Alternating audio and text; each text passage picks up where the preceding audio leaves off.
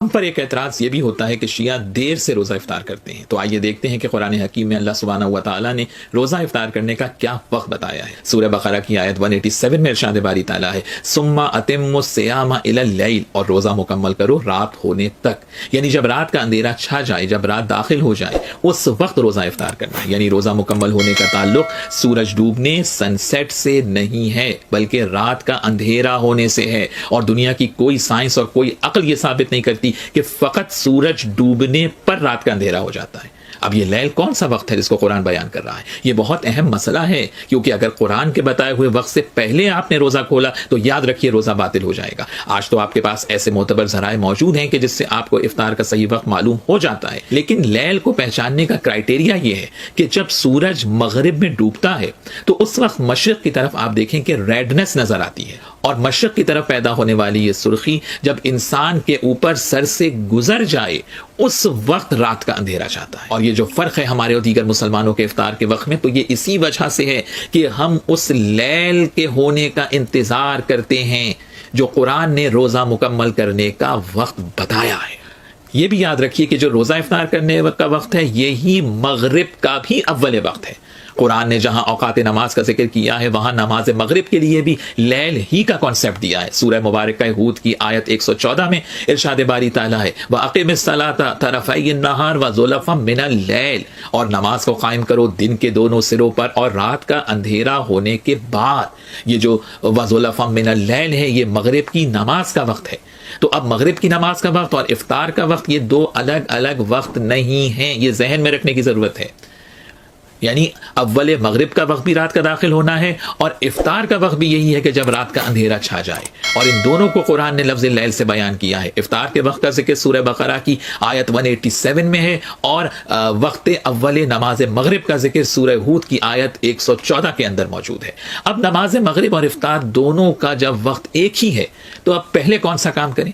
تو پہلے افطار کر کے آپ پھر نماز مغرب پڑھ سکتے ہیں، مگر سب سے بیسٹ یہ ہے کہ پہلے نماز مغرب پڑھیں اور اس کے بعد روزہ افطار کریں۔ میں نے بتا دیا یہ ڈیلے 25 سے 30 منٹ کا ڈیلے ہے، 8 سے 10 منٹ کا ڈیلے کوئی ایشو نہیں ہے۔ اور اس کو سائملٹینیس کنٹراسٹ جو ہے حدیث وہ جو یہ چھپاتے ہیں، یہ چوتھی حدیث سن لیں، یہ آج آپ لے جائیں تحفہ، اس کے بعد انشاءاللہ کوئی احتیاط والے معاملے میں مسئلہ نہیں کرے گا۔ یہ چوتھی حدیث بھی حق 4 کتابوں میں، 3 مین سٹریم کی کتابیں، صحیح ابن حبان میں 7491، شعیب ارنوت نے صحیح کہا، صحیح ابن خزیمہ میں 1986، شیخ آزمی نے صحیح کہا، المستدرک الحاکم میں 1518، امام حاکم نے امام مسلم کی شرط پہ صحیح کہا، اور چوتھی کتاب صحیح الترغیب والترہیب میں شیخ البانی نے صحیح کہا 1005۔ یہ 4 وہی حوالے ہیں جو چاروں حدیث کے حوالے تھے، ٹھیک ہے۔ اور چاروں وہ بھی ویسے آپ کرنا بڑا مشکل ہے، کیونکہ اس میں تو پتہ چل گیا نا کون سا ڈیلے آرام ہے جب تارے نکل آئے، 25-30 منٹ کا ڈیلے۔ اور یہ جو حدیث میں آپ بیان کر رہا ہوں جس کا حوالہ دیا، یہ بہت خطرناک الفاظ ہیں اس میں۔ آپ صلی اللہ علیہ وآلہ وسلم کو ایک خواب دکھایا گیا، آپ کو اکثر خواب کے ذریعے وحی بھی ہوتی تھی، نبیوں کے خواب سچے ہوتے ہیں۔ آپ صلی اللہ علیہ وآلہ وسلم نے فرمایا میں نے خواب میں دیکھا کہ 2 فرشتے میرے ساتھ ہیں اور مجھے کسی ایسی جگہ پر لے گئے ہیں جہاں پر لوگوں کی چیخو پکار کی آواز آ رہی ہے۔ میں نے پوچھا یہ کون لوگ ہیں؟ تو بتایا گیا یہ دوزخیوں کو عذاب ہو رہا ہے۔ پھر کہتے ہیں کہ میں تھوڑا آگے جب گیا تو ایک پہاڑی آئی، اس پہاڑی پر چلنا میرے لیے دشوار ہو گیا، تو 2 فرشتوں نے میری مدد کی تو میں اس پہاڑی کو کراس کرنے میں کامیاب ہو گیا۔ پھر میں نے وہاں پر کچھ لوگ دیکھے جو الٹے لٹکے ہوئے تھے، اپنے پاؤں کے ساتھ، پونچوں کے ساتھ الٹے لٹکے ہوئے تھے، اور ان کی باچھیں چری ہوئی تھیں اور اس میں سے مسلسل خون بہ رہا تھا۔ میں نے پوچھا کہ یہ کون لوگ ہیں؟ تو بتایا گیا یہ وہ لوگ ہیں جو وقت سے پہلے روزہ افطار کر لیا کرتے تھے، افطار میں اتنی جلدی کرتے تھے کہ ابھی ٹائم نہیں ہوا ہوتا تھا اور وہ افطاری کر لیتے تھے۔ اب یہ ہم پوچھتے ہیں یہ لوگ کون ہیں؟ اہل تشیع تو نہیں ہو سکتے، وہ تو ڈیلے ہیں، ان کے تو آپ نے ڈیلے والا چھاپ لگا دی، فتوا لگا دیا، جو میں نے فتوا آج اتار دیا ان سے، اور ایک سنی منصف مزاج منہج والے شخص کی طرف سے یہ الحمدللہ دلائل سامنے آئے ہیں، یہ کسی شیعہ عالم کی طرف سے نہیں۔ ان پہ جو چھاپ لگائی ہوئی تھی وہ تو 25-30 منٹ والی ہے، وہ تو 8-10 منٹ کا ڈیلے کرتے ہیں، 3 منٹ کا تو حنفیوں کا بھی کیلنڈر احتیاط کے ساتھ ہوتا ہی ہے۔ اچھا یہ جو جلدی افطار کر رہے ہیں شیعہ تو نہیں ہو سکتے، اہل سنت میں سے بھی حنفی نہیں ہو سکتے، ان کے تو 3 منٹ احتیاط کے ساتھ ہے، پیچھے کون بات جاتا ہے؟ ہم یہ پوچھتے ہیں یہ کون لوگ ہیں جو روزہ جلدی افطار کرنے کی وجہ سے جن کو قیامت والے دن عذاب ہوگا؟ ایٹ لیسٹ اس عذاب کا شکار وہ لوگ نہیں ہوں گے جو روزہ کھولنے میں ڈیلے کرتے ہیں، 5 मिनट या 10 मिनट का, 25-30 मिनट वाला तो मामला अलग है, उसमें भी कहा है कि सुन्नत से महरूमी है, उसकी अजाब की कोई हदीस नहीं आई है। इसके ऊपर अजाब की हदीस आई है कि जो जल्दी इफ्तार करते हैं उनको उल्टा लटका के अजाब दिया गया, उनकी बाँछें चिरी हुई हैं। हम ये अब उलमा से ही पूछते हैं, उलमा से पूछ के चलते हैं कि ये हमें बताएंगे लोग कौन होंगे, ये किस फिरके से होंगे।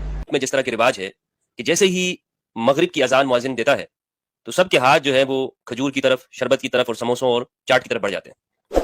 तो क्या अफ्तारी का वक्त ये मगरिब की अजान का वक्त है कि जैसे ही मुअज्जिन ने मगरिब की अजान दी अफ्तारी कर लेना चाहिए, या इसका वक्त कुरान मजीद ने रात का वक्त बयान किया है, कौन सा वक्त है?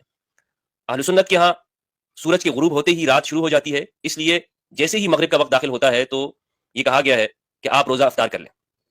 हर चीज रोशन है, दिख रही है, और हमारे यहाँ ये कहते हैं कि जनाब इस टाइम पे अफ्तारी कर लें। अब इस सूरत के अंदर जो आज तो इस पे उम्मत मुस्लिमा का एक बड़ा तबका इस पर अमल कर रहा है, सही अमल क्या है? सही अमल ये है कि हमारे यहाँ जो ये अजानें दी जाती हैं, इसमें आप देखें कि जो कुछ अहले हदीस हजरात वो रमजान में इसको और जल्दी कर देते हैं, और जल्दी के इस आयत के ऊपर अमल हो जाए, लोगों के रोजे खराब करते हैं। और लोग बस ये अजान सुनी, जनाब अजान हुई और फौरन खजूर मुंह और पानी, तो ये तरीका सही नहीं है। इंतजार करें कि रात दाखिल हो जाए। अपने आप से हमें शरीयत से आगे नहीं बढ़ना चाहिए। कुरान मजीद में जब रात का लफ्ज है तो रात को ही करना चाहिए, रात को ही फिर इफ्तारी जो है होनी चाहिए। इस तरह शुरू में फरमाया उहिल्ला लकुम लैलतुस सियामी अर्रफस, कि रोजों की रातों में हमने आपके लिए रफस, बेगमात के पास जाने को हलाल करार दे दिया है। वहां पे तो कोई ये नहीं कहता कि जी मुंह में खजूर रखी और जो है वो बेगम के पास चले गए।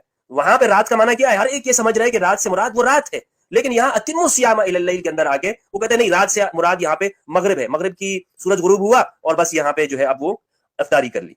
तो दुरुस्त ये है शिया सुन्नी इस इख्तिलाफ के अंदर कि बेहतर तरीका ये है कि हम इंतजार करें, जब ये सुर्खी इर्द गिर्द में ये गायब हो जाए तब ही हमें इफ्तार करनी चाहिए, और यही दुरुस्त तरीका है। और जिसमें हमारे ये भाई शिया इस पर अमल करते हैं, ये कुरान मजीद की आयत के ऊपर अमल करते हैं, और हम ये जो रहा वो सिर्फ इसके अंदर आके तो इस पे तो शिया 10 वो तो मुसलमानों से अलग इफ्तार कर रहे होते हैं। हमारा ये कॉन्सेप्ट बन गया है शियों की अजान अलग है, उनकी इफ्तारी अलग है, उनकी सहरी अलग है। अरे भाई, अगर कोई कुरान पे अमल कर रहा है तो आपसे अलग तो ना हुआ, आप उनसे अलग हो गए, कुरान से अलग हो गए। आपको कुरान मजीद समझना चाहिए था, लेकिन आपने अपनी अना का मसला बना लिया कि नहीं अब वो करते हैं तो हमने तो कुरान पे अमल नहीं करना, हम कैसे कुरान पे अमल करें? तो दुरुस्त बात यह है कि इंतजार करना चाहिए, और इतना इंतजार में कुछ नहीं होता। आपने 8 घंटे इंतजार किया है, 7 घंटे इंतजार किया है, तो आप 10 मिनट 12 मिनट और इंतजार कर ले और एक साथ रोजा खोले। उम्मत के अंदर एक इत्तेफाक भी होगा और कुरान मजीद की तरफ भी हम करीब में आएंगे।